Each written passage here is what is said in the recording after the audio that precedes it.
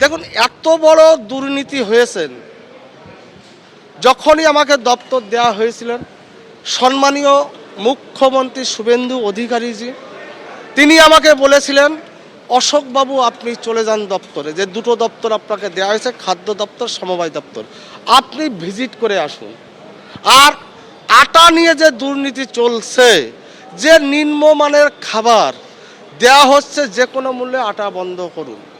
আমি 11 তারিখে যে সঙ্গে সঙ্গে বলেছিলাম আধিকারিকদের, আজকে থেকে কোনো আটা ডিস্ট্রিবিউশন হবে না। আমাকে আধিকারিকরা বলেছিলেন, সাহেব গভর্নমেন্টের 600 কোটি টাকা লস হবে, যতটুকু আটা আছে ডিস্ট্রিবিউটারদের কাছে তারা সেটাই সেইভাবে ডিস্ট্রিবিউট করবে সমপরিমাণে আটার গম মিলিয়ে। কিন্তু আগামী জুন মাস থেকে কোনো আটা রেশনের মাধ্যমে বিলি বন্টন হবে না। এফসিআই যে গম পাঠাবে সেই গমই পশ্চিমবঙ্গের আমজনতার মাধ্যমে বিলি বন্টন হবে।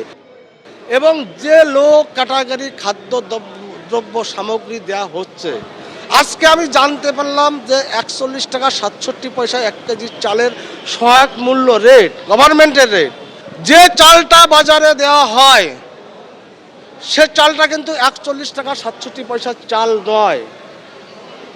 আমি আধিকারিকদের বলে আসছি, কোনো কথা নেই পশ্চিমবঙ্গের আমজনতার খাদ্যের সাথে কোনো কম্প্রোমাইজ নেই। আমি ভিজিটে যাব, কখন কোথায় যাব কোনো আধিকারিককে বলে যাব না।